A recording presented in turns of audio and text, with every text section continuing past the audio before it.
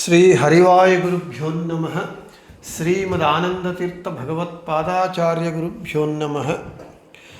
ಶ್ರೀ ಮಾಧವತೀರ್ಥ ಗುರುಭ್ಯೋ ನಮಃ. ಶ್ರೀ ಪ್ರಸನ್ನಶೂರ ಮಾಧವತೀರ್ಥ ಗುರುಭ್ಯೋ ನಮಃ. ಶ್ರೀ ವಿದ್ಯಾಸಾಗರ ಮಾಧವತೀರ್ಥ ಗುರುಭ್ಯೋ ನಮಃ. ಶ್ರೀ ವಿದ್ಯಾವಲ್ಲಭ ಮಾಧವತೀರ್ಥ ಗುರುಭ್ಯೋ ನಮಃ. ಹರಿ ಓಂ. ಓಂ ವಿಶ್ವಂ ವಿಷ್ಣು ವಷಟ್ಕಾರೋ ಭೂತಭವ್ಯ ಭವತ್ಪ್ರಭು ಭೂತಭೃದ್ಭಾವೋ ಭೂತಭಾವನಃ ಅತುಲಶರಭೋ ಭೀಮಃ ಸಮಯಜ್ಞೋ ಹವಿರ್ಹರಿ ಸರ್ವಲಕ್ಷಣಲಕ್ಷಣ್ಯೋ ಲಕ್ಷ್ಮೀವಾನ್ ಸಮಿತಿಂಜಯಃ. ನಮ್ಮ ವಿಷ್ಣು ಸಹಸ್ರನಾಮ ಪಾಠದಲ್ಲಿ ಹಿಂದಿನ ದಿನ ನಾವು ಭೀಮಃ ಎಂಬುವಂತಹ ಭಗವಂತನ ನಾಮವನ್ನು ತಿಳ್ಕೊಂಡಿದ್ದೇವೆ. ಇನ್ನು ಇವತ್ತು ಸಮಯಜ್ಞ ಎಂಬುವಂತಹ ಭಗವಂತನ ನಾಮ.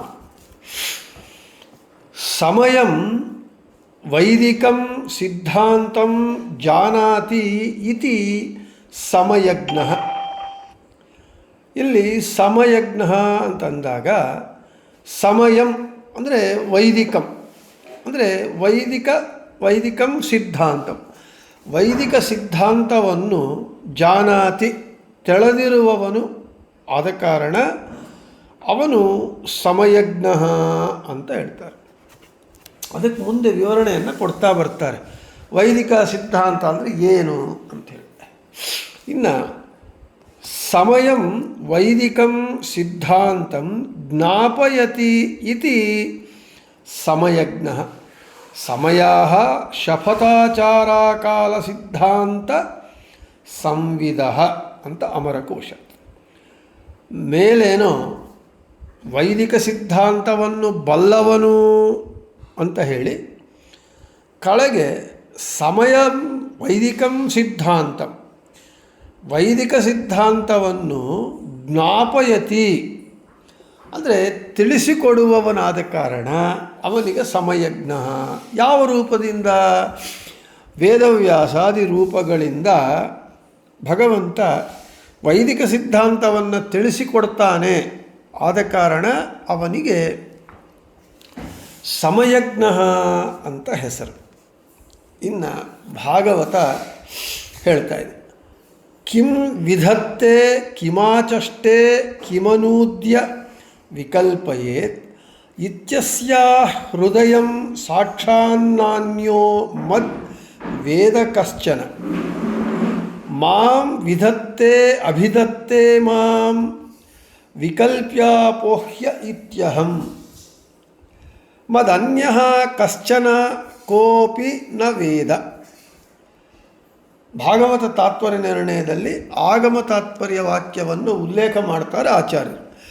ವಿಧಿ ಭಾಗೆ ಹರೇಃ ಪೂಜೈವಾಭಿಧಾನೇ ಚ ತದ್ಗುಣಾಃ ವಿಕಲ್ಪೆ ತದ್ಬಹುತ್ವಂ ಚಾಪ್ಯಪೋಹೇ ಚ ತದಪ್ರಿಯಂ ಉಚ್ಯತೆ ಸರ್ವವೇದೇಷು ತಚ್ಚ ವೇದ ಸ ಏವ ಹಿ. ಇನ್ನು ವೇದದಲ್ಲಿ ವಿಧಿ ನಿಷೇಧಗಳಿದೆ.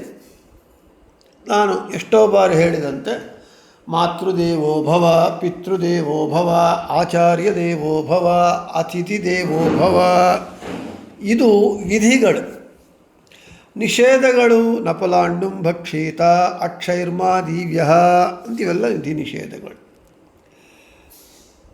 ವೇದದ ಒಂದು ಈ ವಿಧಿ ಭಾಗದಲ್ಲಿ ಭಗವಂತನ ಆರಾಧನೆಯನ್ನು ವಿಧಿಸುವುದು. ಅಂದರೆ ವೇದ ಹೇಳುತ್ತೆ ನೀನು ಭಗವಂತನ ಪೂಜೆ ಮಾಡಲೇಬೇಕು. ಅಭಿಧಾನ ಭಾಗದಲ್ಲಿ ಭಗವಂತನ ಗುಣಗಳನ್ನೇ ಹೇಳುವುದು. ಇನ್ನು ವಿಕಲ್ಪ ಭಾಗದಲ್ಲಿ ಭಗವಂತನ ಅನಂತ ರೂಪಗಳನ್ನು ತಿಳಿಸುವುದು. ಇನ್ನು ನಿಷೇಧ ಭಾಗದಲ್ಲಿ ಭಗವಂತನಿಗೆ ಯಾವುದು ಅಪ್ರಿಯವಾದದ್ದೋ ಅದನ್ನು ನಿಷೇಧ ಮಾಡುವುದು. ಹೀಗೆ ಸಮಗ್ರ ವೇದವು ಅಂದರೆ ವೇದವೆಲ್ಲವೂ ಕೂಡ ಭಗವಂತನ ಪರವಾಗಿಯೇ ಇದೆ. ಇಂತಹ ವೇದದ ಆಂತರ್ಯವನ್ನು ಪೂರ್ಣವಾಗಿ ತಿಳಿದಿರುವವನು ನಾನೊಬ್ಬನೇ ಎಂದು ಕೃಷ್ಣ ಉದ್ಧವನಿಗೆ ಹೇಳಿದ್ದಾನೆ ಅಂತ ಹೇಳ್ತಾ ಇದ್ದಾರೆ. ಅಂದರೆ ವೈದಿಕ ಸಿದ್ಧಾಂತ ಬಲ್ಲವನು, ವೈದಿಕ ಸಿದ್ಧಾಂತವನ್ನು ತಿಳಿಸಿಕೊಡುವವನು ಅಂತ ಹೇಳ್ತಾ ಅದಕ್ಕಿನ್ನಿಷ್ಟು ಪೂರಕವಾಗಿ ನಮಗೆ ಪ್ರಮಾಣಗಳನ್ನು ಕೊಡ್ತಾ ಇದ್ದಾರೆ. ವೇದದಲ್ಲಿ ಅನೇಕ ಭಾಗಗಳು, ವಿಧಿ, ಅಭಿಧಾನ, ವಿಕಲ್ಪ, ನಿಷೇಧ ಅಂಥೇಳಿ, ಈ ಎಲ್ಲ ಭಾಗಗಳಲ್ಲಿ ವೇದ ಭಗವಂತನನ್ನೇ ತಿಳಿಸಿಕೊಡುತ್ತೆ. ಭಗವಂತನ ಪರವಾಗಿಯೇ ಎಲ್ಲ ಭಾಗಗಳು ಅರ್ಥವನ್ನು ಹೇಳುತ್ತೆ. ಅಂದರೆ ಭಗವಂತ ವೇದ ಪ್ರತಿಪಾದ್ಯನು.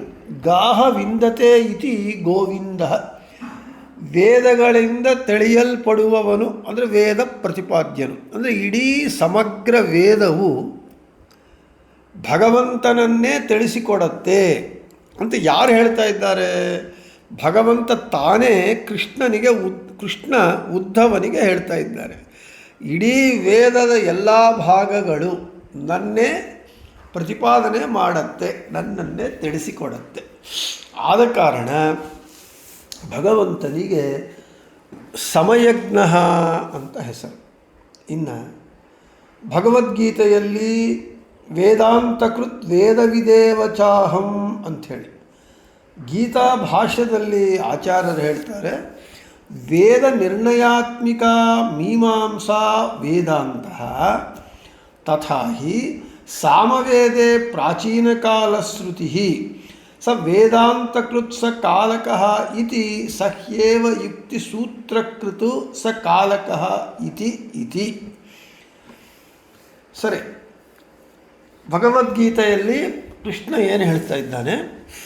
ವೇದಾಂತಕೃತ್ ವೇದ ವಿದೇವಚ ಅಹಂ, ವೇದವನ್ನು ಸಮಗ್ರವಾಗಿ ಬಲ್ಲವನು ನಾನೊಬ್ಬನೇ.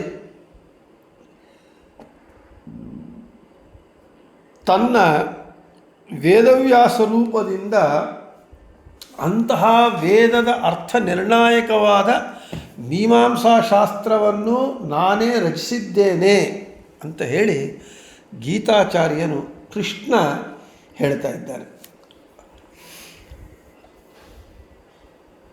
ಭಗವಂತನು ವೇದಗಳಿಂದ ಪ್ರತಿಪಾದಿತನಾಗ್ತಾ ಇದ್ದಾನೆ.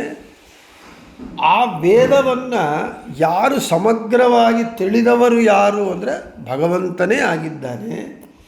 ಅದೇ ಭಗವಂತನೇ ವೇದವ್ಯಾಸರಾಗಿ ಅವತಾರವನ್ನು ಮಾಡಿ ಅವರು ಸತ್ಯವತಿ ಪರಾಶರರ ಪುತ್ರರಾಗಿ ಭಗವಂತ ಕೃಷ್ಣದ್ವೈಪಾಯನರಾಗಿ ಅವತಾರ ಮಾಡಿ ಆಮೇಲೆ ಅನಂತವಾಗಿ ಇರುವ ವೇದಗಳು ರಾಶೀಭೂತವಾಗಿ, ಅಂದರೆ ಇಂಗ್ಲೀಷಲ್ಲಿ ಪೆಲ್ಮೆಲ್ಲಾಗಿ, ಅಂದರೆ ಒಂದು ಕ್ರಮಬದ್ಧತೆ ಇಲ್ಲದೆ ರಾಶೀಭೂತವಾದ ಅನಂತವಾದ ವೇದಗಳು ಚಲ್ಲಾಪಿಲ್ಲಿಯಾಗಿ ಇರುವುದನ್ನು ಕೃಷ್ಣದ್ವೈಪಾಯನರು ಋಗ್ಯಜುಸ್ಸಾಮ ಅಥರ್ವಣ ವೇದಗಳು ಮತ್ತು ಅದರಲ್ಲಿ ಅನೇಕ ಶಾಖೋಪಶಾಖೆಗಳಾಗಿ ವಿಂಗಡಿಸಿರುವುದರಿಂದ, ಅಂದರೆ ವ್ಯಾಸ ವಿಭಾಗ ಮಾಡಿರೋದರಿಂದ, ವೇದಗಳನ್ನು ವಿಭಾಗ ಮಾಡಿರೋದರಿಂದ ಕೃಷ್ಣದ್ವೈಪಾಯನರು ವೇದವ್ಯಾಸರ ಎಂದು ಹೆಸರು ಬಂತು. ಅದೇ ವೇದವ್ಯಾಸರು ವೇದಾರ್ಥ ನಿರ್ಣಾಯಕವಾಗಿ ಅದನ್ನೇ ಹೇಳ್ತಾ ಇದ್ದಾರೆ. ವೇದ ನಿರ್ಣಯಾತ್ಮಿಕ ಮೀಮಾಂಸಾ ವೇದಾಂತ. ವೇದಾಂತ ಅಂದರೆ ಏನು ಅಂದರೆ ವೇದಗಳ ಅರ್ಥ ನಿರ್ಣಾಯಕವಾಗಿ 564 ಬ್ರಹ್ಮಸೂತ್ರಗಳನ್ನು ವೇದವ್ಯಾಸ ದೇವರು ಬರೆದರು. ಅದೇ ಬ್ರಹ್ಮಮೀಮಾಂಸಾ ಶಾಸ್ತ್ರ. ಕೃಷ್ಣ ಭಗವದ್ಗೀತೆಯಲ್ಲಿ ಸ್ಪಷ್ಟವಾಗಿ ಹೇಳ್ತಾ ಇದ್ದಾನೆ, ನಾನೇ ವೇದವ್ಯಾಸ ರೂಪದಿಂದ ವೇದಾರ್ಥ ನಿರ್ಣಾಯಕವಾಗಿ ನಾನು ಬ್ರಹ್ಮಮೀಮಾಂಸಾ ಶಾಸ್ತ್ರವನ್ನು ನಾನೇ ಬರೆದಿದ್ದೇನೆ. ಅರ್ಥಾತ್ ಭಗವಂತ ಕೃಷ್ಣ ಹೇಳ್ತಾನೆ, ನಾನು ಬೇರೆ ಅಲ್ಲ, ವೇದವ್ಯಾಸರು ಬೇರೆ ಅಲ್ಲ. ವೇದವ್ಯಾಸರು ಒಬ್ಬ ಕಶ್ಚನ ಋಷಿ ಅಂತ ಹೇಳಿ ಸಾಕಷ್ಟು ಜನಕ್ಕೆ ಅನ್ಯಥಾ ಜ್ಞಾನ ಇದೆ. ಅಲ್ಲ, ವ್ಯಾಸೋ ನಾರಾಯಣೋ ಹರಿಹಿ ಅಂಥೇಳಿ ಹೇಳ್ತಾ ಇದೆ. ವೇದವ್ಯಾಸರು ಯಾರೋ ಅಲ್ಲ, ಸಾಕ್ಷಾತ್ತು ಭಗವಂತನ ಅವತಾರ ಅಂಥೇಳಿ. ಅದಕ್ಕೆ ಪೂರಕವಾಗಿ ನಮ್ಮ ಮಾಧವತೀರ್ಥ ಮಠದಲ್ಲಿ ನೀವೆಲ್ಲರೂ ನೋಡಿರ್ತೀರಿ, ಶಂಖಚಕ್ರಧಾರಿ ವೇದವ್ಯಾಸ ದೇವರು ಅಂತ ಹೇಳಿ ಸ್ವಾಮಿಗಳು ದೇವರನ್ನ ದರ್ಶನ ಮಾಡಿಸ್ತಾರೆ. ಅಂದರೆ ಅರ್ಥಾತ್ ವೇದವ್ಯಾಸ ದೇವರು ಸಾಕ್ಷಾತ್ತು ನಾರಾಯಣನ ಅವತಾರ ಅಂತ ದ್ಯೋತಕವಾಗಿ ಶಂಖಚಕ್ರಗಳನ್ನು ಧರಿಸಿರುವ ಮೂರ್ತಿ ಮಾಧವತೀರ್ಥ ಮಠದಲ್ಲಿರುವ ವೇದವ್ಯಾಸ ದೇವರ ವಿಗ್ರಹ. ಅದೇ ಏನು ಶಾಸ್ತ್ರ ಹೇಳ್ತಾ ಇದೆ, ವೇದವ್ಯಾಸ ದೇವರು ಸಾಕ್ಷಾತ್ತು ಭಗವಂತನ ಅವತಾರ, ಅದರನ್ನು ಶ್ರೀಮಠದಲ್ಲಿರುವ ವೇದವ್ಯಾಸ ದೇವರ ಪ್ರತಿಮೆ ನಮಗೆ ಸೂಚಿಸುತ್ತಾ ಇದೆ. ಅರ್ಥಾತ್ ಈ ರೀತಿಯಾಗಿ ವೇದಗಳನ್ನು ತಿಳಿದವನು, ವೇದಗಳನ್ನು ವಿಭಾಗಿಸಿರುವವನು, ವೇದಗಳನ್ನು ನಿರ್ಣಯಾತ್ಮಕವಾಗಿ ನಿರ್ಣಯಾತ್ಮಕವಾಗಿ ಬ್ರಹ್ಮಮೀಮಾಂಸಾ ಶಾಸ್ತ್ರವನ್ನು ಬರೆದಿರುವವರು ಕೃಷ್ಣಾಭಿನ್ನನಾದ ವೇದವ್ಯಾಸ ದೇವರು. ಇನ್ನು ಸಮಯ ಶಬ್ದಕ್ಕೆ ಅನೇಕ ಅರ್ಥಗಳು. ಸಮಯಂ ವೈದಿಕಂ ಸಿದ್ಧಾಂತಂ ಅಂಥೇಳಿ. ಇಲ್ಲಿ ಸಮಯಾನ್ ಅಂದರೆ ಆಚಾರಾನ್, ಜಾನಾತಿ ಇತಿ ಸಮಯಜ್ಞ. ಇಲ್ಲಿ ಸಮಯಾನ್ ಅಂತ ಹೇಳಿದರೆ ಆಚಾರಾನ್, ಎಲ್ಲರ ಆಚಾರಗಳನ್ನು ಬಲ್ಲವನು. ಆದ ಕಾರಣ ಭಗವಂತನಿಗೆ ಸಮಯಜ್ಞ ಅಂತ ಹೆಸರು. ಮತ್ತು ಸಮಯಾನ್ ಆಚಾರಾನ್ ಜ್ಞಾಪಯತಿ ಮನ್ವಾದಿದ್ವಾರ ಬೋಧಯತಿ ಇತಿ ಸಮಯಜ್ಞ. ಎಲ್ಲರ ಆಚಾರಗಳನ್ನು ತಿಳಿದಿರುವವನು, ಹಾಗೆ ಆಚಾರಗಳನ್ನು ತಿಳಿಸಿಕೊಡುವವನು. ಹೇಗೆ? ಸಮಯಾನ್ ಅಂದರೆ ಆಚಾರಾನ್, ಜ್ಞಾಪಯತಿ ತಿಳಿಸಿಕೊಡುವವನು. ಯಾರ ದ್ವಾರ? ಮನ್ವಾದಿ ದ್ವಾರ ಬೋಧಯತಿ.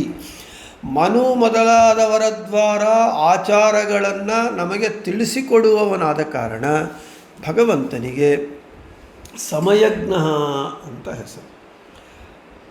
ಬೃಹದಾರಣ್ಯಕ ಉಪನಿಷತ್ ಭಾಷ್ಯದಲ್ಲಿ ಆಚಾರ್ಯರು ಭವಿಷ್ಯತ್ ಪರ್ವ ಗ್ರಂಥದ ವಾಕ್ಯವನ್ನು ಉಲ್ಲೇಖ ಮಾಡ್ತಾರೆ. ಮನುರೇಶೋ ಅವಬೋಧಾತ್ವಾನ್ ಮನ್ವಂತಸ್ಥೋ ಜನಾರ್ದನಃ ಸ ಹ್ಯಾಚಾರಾನುವಾಚೇಶಃ ಪ್ರೇರಯನ್ ಮನುಮಾನಸಂ. ಇನ್ನು ಆಚಾರಗಳನ್ನು ತಿಳಿಸಿಕೊಡುವವನು, ಆದ ಕಾರಣ ಅವನಿಗೆ ಸಮಯಜ್ಞ ಅಂತ ಹೆಸರು. ಅದನ್ನು ವಿಸ್ತಾರ ಮಾಡಿ ಹೇಳ್ತಾ ಇದ್ದಾರೆ. ಎಲ್ಲರಿಗೆ ಸಂಬಂಧಪಟ್ಟ ಆಚಾರಗಳನ್ನು ಬಲ್ಲವನೂ ಭಗವಂತ. ಸ್ವಯಂಭೂ ಮನುವು ಮೊದಲಾದಂತಹ ಮನುಗಳ ಮೂಲಕ, ಅಂದರೆ ಅವರಲ್ಲಿ ಆವಿಷ್ಟನಾಗಿ ಅವರ ಮೂಲಕ ಆಚಾರಗಳನ್ನು ಬೋಧಿಸುವವನೂ ಭಗವಂತನೇ. ಆಚಾರಗಳನ್ನು ಮನುಗಳ ದ್ವಾರ ತಿಳಿಸಿಕೊಡುವವನು ಅವನೇ. ಅವನು ಜ್ಞಾನಸ್ವರೂಪಿಯಾಗಿರೋದರಿಂದ ಮನು ಎಂದು ಕರೆಯಲ್ಪಡ್ತಾ ಸ್ವಯಂಭೂ ಮನುವಿನಲ್ಲಿ ಇದ್ದುಕೊಂಡು ಆತನ ಮನಸ್ಸನ್ನು ಪ್ರೇರಣೆ ಮಾಡಿ ಆತನ ದ್ವಾರ ಆಚಾರಗಳನ್ನು ಭಗವಂತನೇ ತಿಳಿಸಿಕೊಡ್ತಾನೆ ಅಂತ ಭವಿಷ್ಯತ್ ಪರ್ವ ಗ್ರಂಥ ಹೇಳ್ತಾ ಇದೆ. ಆದ ಕಾರಣ ಮನುಗಳ ದ್ವಾರ ನಮಗೆ ಆಚಾರಗಳನ್ನು ಭಗವಂತ ತಿಳಿಸಿಕೊಡ್ತಾನಾದ ಕಾರಣ ಭಗವಂತನಿಗೆ ಸಮಯಜ್ಞ ಅಂತ ಹೆಸರು ಅಂತ ಹೇಳ್ತಾ, ಇನ್ನು ಸೃಷ್ಟ್ಯಾದಿ ಸಮಯಂ ಜಾನಾತಿ ಇತಿ ಸಮಯಜ್ಞ. ಸೃಷ್ಟಿಯೇ ಮೊದಲಾದ ಕಾರ್ಯಗಳ ಕಾಲವನ್ನು ಬಲ್ಲವನು. ಸೃಷ್ಟ್ಯಾದಿ ಸಮಯಂ, ಜಗತ್ತಿನ ಇವನು ಸೃಷ್ಟಿ ಸ್ಥಿತಿ ಸಂಹಾರ ನಿಯಮನ ಬಂಧ ಜ್ಞಾನ ಅಜ್ಞಾನ ಮೋಕ್ಷ ಇವುಗಳು ಯಾರ್ಯಾರಿಗೆ ಯಾವ ಯಾವ ಕಾಲದಲ್ಲಿ ಹೇಗೆ ಯಾವಾಗ ಕೊಡಬೇಕೋ ಎಂಬುವುದು ಇವನಿಗೆಲ್ಲವೂ ತಿಳಿದಿದೆ. ಆದ ಕಾರಣ ಸೃಷ್ಟಿಯಾದಿ ಕಾರ್ಯಗಳ ಕಾಲವನ್ನು ಚೆನ್ನಾಗಿ ತಿಳಿದಿರುವವನಾದ ಕಾರಣ ಭಗವಂತನಿಗೆ ಸಮಯಜ್ಞ ಅಂತ ಹೆಸರು. ಯಾವಾಗ ಸೃಷ್ಟಿ ಮಾಡಬೇಕು, ಯಾವಾಗ ಪೋಷಣೆ ಮಾಡಬೇಕು, ಯಾವಾಗ ಲಯ ಮಾಡಬೇಕು, ಯಾವಾಗ ಯಾರಿಗೆ ಬಂಧನ ಮಾಡಬೇಕು, ಯಾವಾಗ ಯಾರನ್ನ ಬಂಧನ ಮುಕ್ತರನ್ನಾಗಿ ಮಾಡಬೇಕು, ಈ ಎಲ್ಲ ಕಾರ್ಯಗಳ ಕಾಲಗಳನ್ನು ಚೆನ್ನಾಗಿ ತಿಳಿದಿರುವವನಾದ ಕಾರಣ ಭಗವಂತನಿಗೆ ಸಮಯಜ್ಞ ಅಂತ ಹೆಸರು. ಇನ್ನು ಸಮಯಂ ಭಕ್ತಾಭೀಷ್ಟದಾನ ಕಾಲಂ ಜಾನಾತಿ ಇತಿ ಸಮಯಜ್ಞ.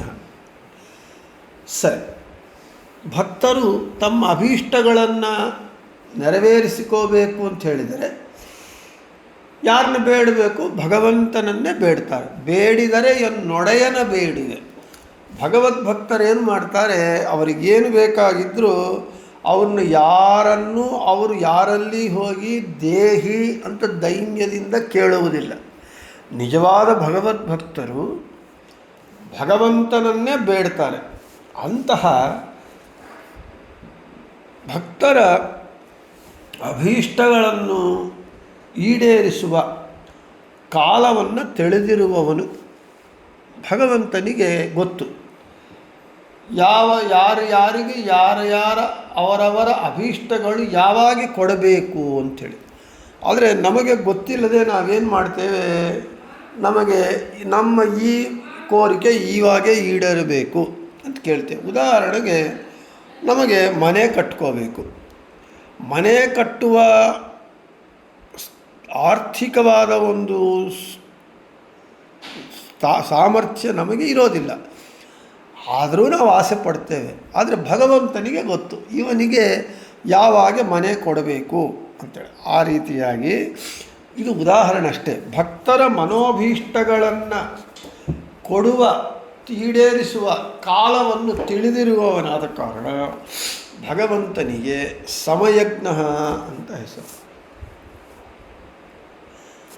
ಸಮಯಂ ತತ್ತತ್ ಕಾರ್ಯನಿರ್ವಹಣಾಯ ಸಮುಚಿತಂ ಕಾಲಂ ಜ್ಞಾಪಯತಿ ಸೂರ್ಯಚಂದ್ರಾದಿದ್ವಾರ ಬೋಧಯತಿ ಇತಿ ಸಮಯಜ್ಞ. ಕಾರ್ಯಗಳು ನಿರ್ವಹಿಸಬೇಕು. ಆ ಕಾರ್ಯಗಳ ನಿರ್ವಹಿಸುವ ಕಾಲವನ್ನು ತಿಳಿಸಿಕೊಡುವವನು ಯಾರ ದ್ವಾರ? ಸೂರ್ಯಚಂದ್ರಾದಿಗಳ ದ್ವಾರ. ಸಮಯಂ ತತ್ತತ್ ಕಾರ್ಯನಿರ್ವಹಣಾಯ ಸಮುಚಿತಂ ಕಾಲ ಅಂದರೆ ಯಾವ ಕಾರ್ಯಗಳ ನಿರ್ವಹಿಸುವುದಕ್ಕೆ ಉಚಿತವಾದ ಸಮುಚಿತವಾದಂತಹ ಕಾಲವನ್ನು ಸೂರ್ಯಚಂದ್ರಾದಿಗಳ ದ್ವಾರ ತಿಳಿಸಿಕೊಡ್ತಾನೆ. ಆದ ಕಾರಣ ಅವನಿಗೆ ಸಮಯಜ್ಞ ಅಂತ. ಸಮಯಾನ್ ಶಾಸ್ತ್ರಾಣಿ ಜಾನಾತಿ ಇತಿ ಸಮಯಜ್ಞ. ಸಮಯ ಅಂದರೆ ಶಾಸ್ತ್ರ ಅಂತ ಅರ್ಥ. ಶಾಸ್ತ್ರಗಳನ್ನು ಬಲ್ಲವನು. ನಮಗೆ ಈ ರಾಯರ ಮಠ, ವ್ಯಾಸರ ಮಠ ಇವುಗಳಲ್ಲಿ ಸಮೀರ ಸಮಯ ಸಂವರ್ಧಿನಿ ಸಭಾ ಅಂತ ಮಾಡ್ತಾರೆ. ಸಮೀರ ಸಮಯ ಸಂವರ್ಧಿನಿ ಸಭಾ. ಇಲ್ಲಿ ಸಮಯ ಶಬ್ದಕ್ಕೆ ಶಾಸ್ತ್ರ ಅಂದರೆ ಸಮೀರ ಸಮಯ. ಸಮೀರ ಅಂದರೆ ವಾಯುದೇವರ ಮಧ್ವಾಚಾರ್ಯರ ಶಾಸ್ತ್ರ ಸಂವರ್ಧಿನಿ ಸಭಾ. ಹಾಗೆ ಇಲ್ಲಿ ಸಮಯ ಅಂತ ಹೇಳಿದರೆ ಶಾಸ್ತ್ರ ಅಂತ ಅರ್ಥ. ಆ ಶಾಸ್ತ್ರಗಳನ್ನು ತಿಳಿದಿರುವವನಾದ ಕಾರಣ ಭಗವಂತನಿಗೆ ಸಮಯಜ್ಞ ಅಂತ ಹೆಸರು. ಇನ್ನು ಸಮಯಾನ್ ಶಾಸ್ತ್ರಾಣಿ ಜ್ಞಾಪಯತಿ ಇತಿ ಸಮಯಜ್ಞ. ಸಮಯ ಎಂದು ಕರೆಯಲ್ಪಡುವ ಶಾಸ್ತ್ರಗಳನ್ನು ತಿಳಿಸಿಕೊಡುವವನು. ಹೌದು, ಶಾಸ್ತ್ರ ಯಾರು ತಿಳಿಸಿಕೊಡಬೇಕು? ಭಗವಂತನೇ ನಮಗೆ ತಿಳಿಸಿಕೊಡಬೇಕು. ನಾವು ಸ್ವತಃ ತಿಳಿದುಕೊಳ್ಳುವುದಕ್ಕೆ ಸಾಧ್ಯವಾಗಲ್ಲ. ಯಾರ ದ್ವಾರ? ಮಧ್ವಾಚಾರ್ಯರ ಪರಂಪರೆಯಲ್ಲಿ ಬಂದಿರುವಂತಹ ಮಹಾಗುರುಗಳು ಪದ್ಮನಾಭತೀರ್ಥ, ನರಹರತೀರ್ಥ, ಮಾಧವತೀರ್ಥ, ಅಕ್ಷೋಭ್ಯತೀರ್ಥ, ಜಯತೀರ್ಥ, ಶ್ರೀಪಾದರಾಜ, ವ್ಯಾಸರಾಜ, ವಾದಿರಾಜ, ರಘುತ್ತಮ, ಕಂಬಾಲು, ರಾಮಚಂದ್ರ ತೀರ್ಥ, ರಾಘವೇಂದ್ರ ತೀರ್ಥಾದಿ ಇವರ ದ್ವಾರ ಶಾಸ್ತ್ರಗಳನ್ನು ತಿಳಿಸಿಕೊಡುವವನಾದ ಕಾರಣ ಭಗವಂತನಿಗೆ ಸಮಯಜ್ಞ ಅಂತ ಹೆಸರು. ಹೃದಿಸ್ಥೋ ಬಾದರಾಯಣ ಓಂಕಾರಪೂರ್ವಕ ವಿದ್ಯಾ ಪ್ರೇರಯತ್ಯಖಿಲೇಶ್ವಪಿ ಸದೈವ ಬ್ರಹ್ಮಣೇ ಪೂರ್ವಂ. ಋಗ್ಭಾಷ್ಯದಲ್ಲಿ ಆಚಾರ್ಯರು ಸಾತ್ವತ ಸಂಹಿತಾ ಗ್ರಂಥದ ವಾಕ್ಯವನ್ನು ಉಲ್ಲೇಖ ಮಾಡ್ತಾರೆ. ಭಗವಾನ್ ವೇದವ್ಯಾಸದೇವರು ಎಲ್ಲರ ಹೃದಯದಲ್ಲಿ ಇದ್ದು, ಹೃದಿಸ್ಥೋ ಬಾದರಾಯಣ, ಎಲ್ಲರ ಹೃದಯದಲ್ಲಿ ವೇದವ್ಯಾಸದೇವರು ಇದ್ದು ಯಾವಾಗಲೂ ವಿದ್ಯೆಗಳನ್ನು ಪ್ರೇರಣೆ ಮಾಡ್ತಾ ಇರ್ತಾರಂತೆ. ಸೃಷ್ಟಿಯ ಆದಿಯಲ್ಲಿ ಚತುರ್ಮುಖನಿಗೆ ವಿಶೇಷವಾಗಿ ಭಗವಂತ ಪ್ರೇರಣೆ ಮಾಡಿದ ಅಂತ ಸಾತ್ವತ ಸಂಹಿತ ಗ್ರಂಥ ನಮಗೆ ತಿಳಿಸಿಕೊಡ್ತಾ ಇದೆ. ಆ ವೇದವ್ಯಾಸದೇವರು ನಮಗೆ ಮೊಟ್ಟ ಮೊದಲು ಯಾರಿಗೆ ಉಪದೇಶ ಮಾಡಿದರು ಅಂದರೆ, ಆದಿಗುರುವು ಎಂದು ಕರೆಯಲ್ಪಡುವಂತಹ ಜೀವೋತ್ತಮರಾದ, ಆದಿಗುರು ಅಂತ ಕರೆಯಲ್ಪಡುವಂತಹ ಜೀವೋತ್ತಮರಾದ ಬ್ರಹ್ಮದೇವರಿಗೆ ವಿದ್ಯೆಗಳನ್ನು ಪ್ರೇರಣೆ ಮಾಡಿದರು, ಬೋಧನೆ ಮಾಡಿದರು. ಆದ ಕಾರಣ ಭಗವಂತನಿಗೆ ಸಮಯಜ್ಞ.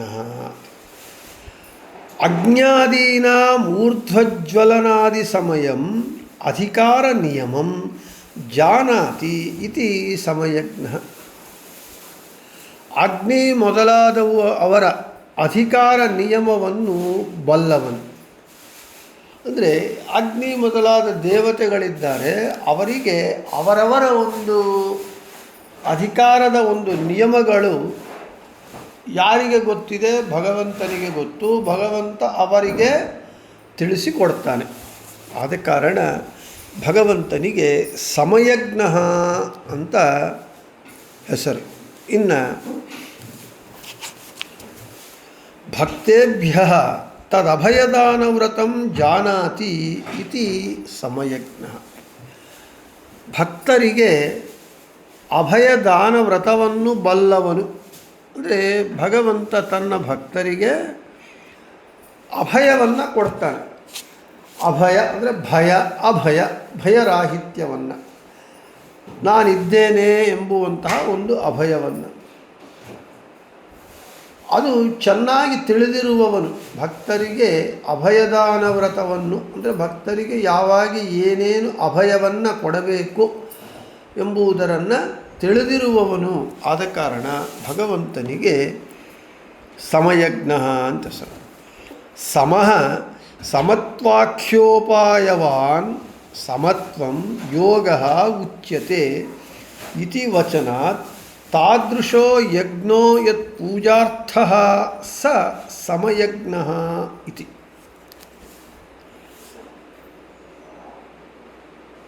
ಈ ಸಮತ್ವ ಉಪಾಯವುಳ್ಳ ಪೂಜೆಯು ಯಾರಿಗಾಗಿರುವುದೋ ಅಂತಹವನು. ಸಮತ್ವಂ ಯೋಗ ಉಚ್ಯತೆ. ಸಮತ್ವ ಅಂದರೆ ಯೋಗ ಅಂತ ಹೇಳ್ತಾ ಇದ್ದ. ಅಂದರೆ ಪೂಜೆಗಳು ನಾವು ಮಾಡ್ತೇವೆ, ಯಜ್ಞ ಯಾಗಾದಿಗಳು ಪೂಜೆಗಳು ಮಾಡ್ತೇವೆ. ಅದು ಯಾರಿಗಾಗಿದೆ ಅಂದರೆ ಭಗವಂತನಿಗಾಗಿಯೇ ಇದೆ. ನಾವು ಭಗವಂತನನ್ನು ಪೂಜೆ ಮಾಡ್ತೇವೆ. ನಮ್ಮ ಪೂಜೆ ಯಜ್ಞ ಜಪ ತಪಸ್ಸು ಇವೆಲ್ಲ ಯಾರಿಗಾಗಿ? ಭಗವಂತನಿಗಾಗಿ. ಯಾವನಿಗಾಗಿ ಇದೆಯೋ ಅವನು ಸಮಯಜ್ಞ ಅಂತ ಹೆಸರು. ಇನ್ನು ಸರ್ವತ್ರ ದೈತ್ಯ ಸಮತಾಮುಪೇತ ಸಮತ್ವಮಾರಾಧನಮಚ್ಯುತಸ್ಯ. ಇಲ್ಲಿ ಸಮತ್ವ ಅಂದರೆ ಏನು ಮತ್ತು ಸಿದ್ಧ್ಯಸಿದ್ಧ್ಯೋ ಸಮೋ ಭೂತ್ವಾ ಸಮತ್ವಂ ಯೋಗ ಉಚ್ಯತೆ. ಸಂಗತ್ಯಾಗಸ್ಯಾಪ್ಯುಪಲಕ್ಷಣಂ ತ್ಯಾಗೋಪೇತಂ ಸಮತ್ವಂ ಯೋಗ ಇತ್ಯರ್ಥಃ. ಗೀತಾವಿವೃತ್ತಿಯಲ್ಲಿ ಹೇಳ್ತಾರೆ. ಏನು ಯೋಗ ಸಮತ್ವ ಅಂದರೆ ಏನು ಅಂದರೆ, ನಾವು ಒಂದು ಕರ್ಮ ಮಾಡಿದಾಗ ಆ ಕರ್ಮದ ಫಲವ ಆಸೆ ಬಿಟ್ಟು ಬಿಡಬೇಕು. ನಾವು ಒಂದು ಕರ್ಮ ಮಾಡಿದಾಗ ಆ ಕರ್ಮದ ಫಲ ನಮಗೆ ಸಿದ್ಧಿಸಬಹುದು, ಸಿದ್ಧಿಸದೇ ಇರಬಹುದು. ಅದಕ್ಕೆ ಭಗವಂತ ಹೇಳ್ತಾನೆ, ಕರ್ಮಣ್ಯೇವಾಧಿಕಾರಸ್ಥೆ ಮಾ ಫಲೇಶು ಕದಾಚನ. ನಿಮಗೆ ಕರ್ಮ ಮಾಡುವುದರಲ್ಲಿ ಮಾತ್ರ ಅಧಿಕಾರ, ಫಲದಲ್ಲಿ ಇಲ್ಲ.